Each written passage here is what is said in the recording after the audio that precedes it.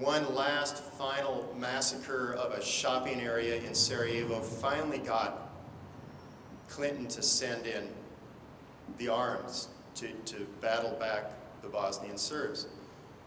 But we waited far, far too long, and I don't understand that, and especially in today's world where we talk about let's develop moderate Muslim societies and democracy in Islamic societies. Here was a great opportunity, and we left them out to dry. A moderate, to this day, they remain a moderate Muslim society, a moderate Muslim European society, and they are struggling. And what do we hear? We hear about, well, it's now a platform for extremists. But that's just a small part of what's happening. It's still a very moderate Muslim society that's gone through a wrenching transition that is democratic at this point, but still very vulnerable and needs a tremendous amount of attention. But of course, our attention has moved on elsewhere.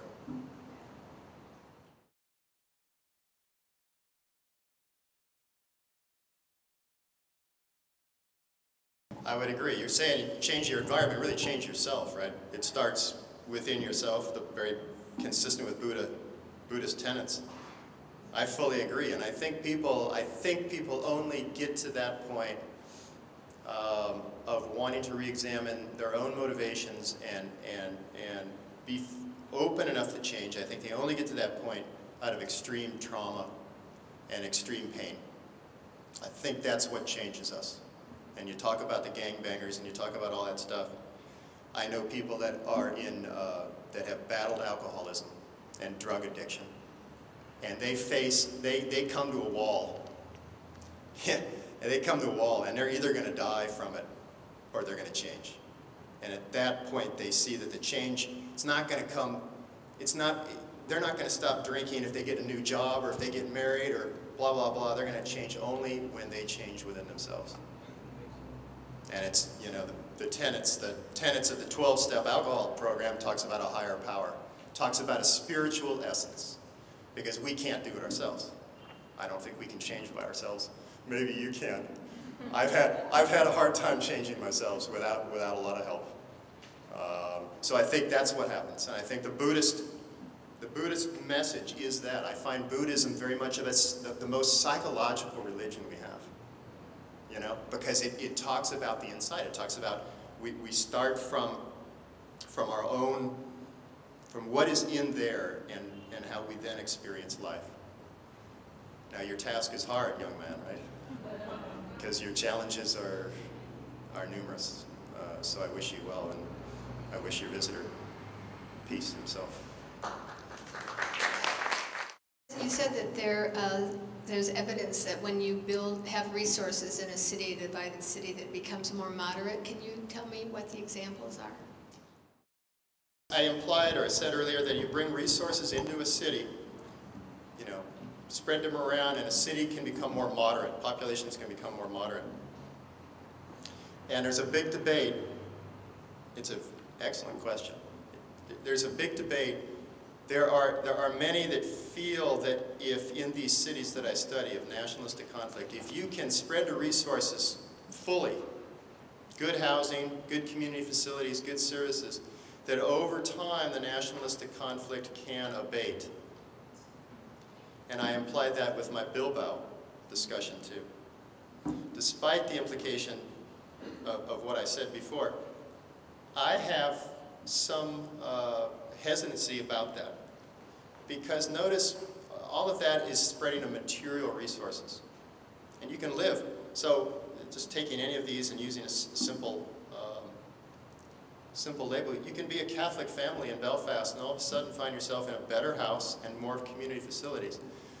But if the pain from the past is still there and you still do not feel that you are fully empowered within a local governance, whether it's the city or Northern Ireland, you probably, the spreading of those material resources still is not going to solve that problem. You're still going to ache with that pain. I think the Bilbao example shows us that it gives us at least a chance.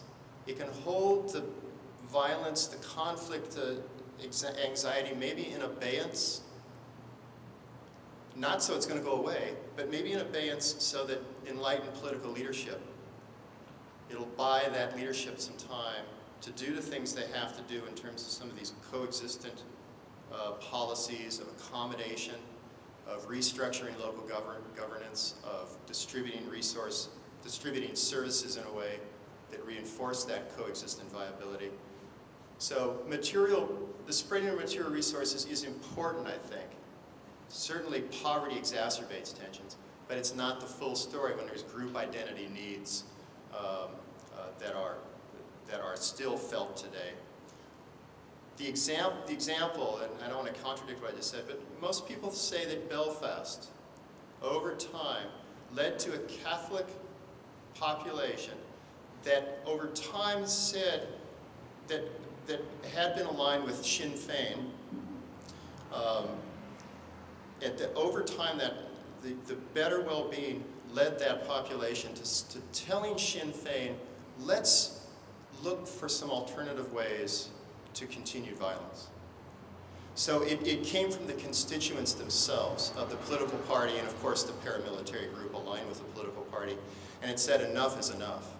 And a lot of women's groups were involved in Belfast saying enough is enough, we're fed up with this.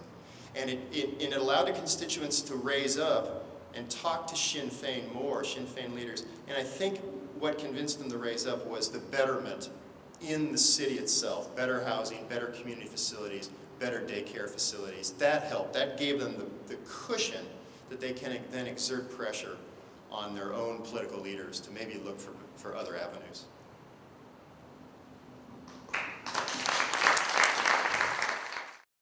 If it's okay, we'd like to ask Professor Bollens to share a few closing remarks with us. Thank you.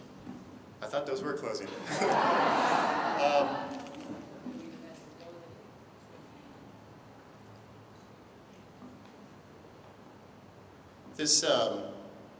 This topic and this research has changed me fundamentally as a person.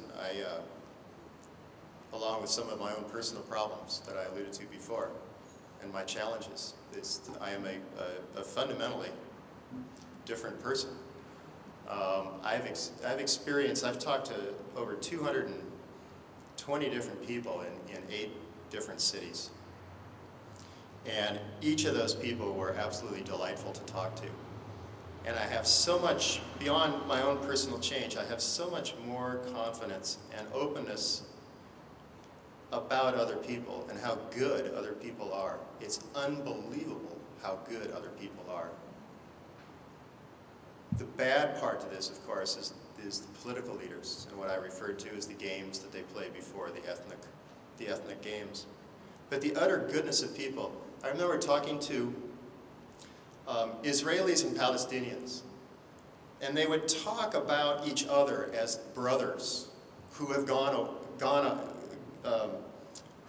the wrong route, of course, the wayward brother, but they knew each other as brothers, and respected each other as brothers, but felt badly for them because, you know, the Palestinian who feels badly for the Israeli because the Israeli is caught up in an aggressive state-building exercise. And this, I don't know whether that's compassion, but it's empathy. It's empathy for one another. And when people get into peace-building forums and negotiations, and I've been part of a couple of these, they get into it. I've been in a Northern Ireland discussion, and I've been in a Israeli-Palestinian discussion. It's unbelievable when the two sides start to talk to each other. And one commonality of it is what I just expressed, that they know each other so well, and they know each other's games. And the other thing that's common to it all is that they're so tired of it. They're so exhausted from going through the same thing over and over again with violence and conflict. And you can see these people reach out. They feel incredibly vulnerable. They are scared, but they know that the old way does not work. And it's amazing to see these people in these forums reach out.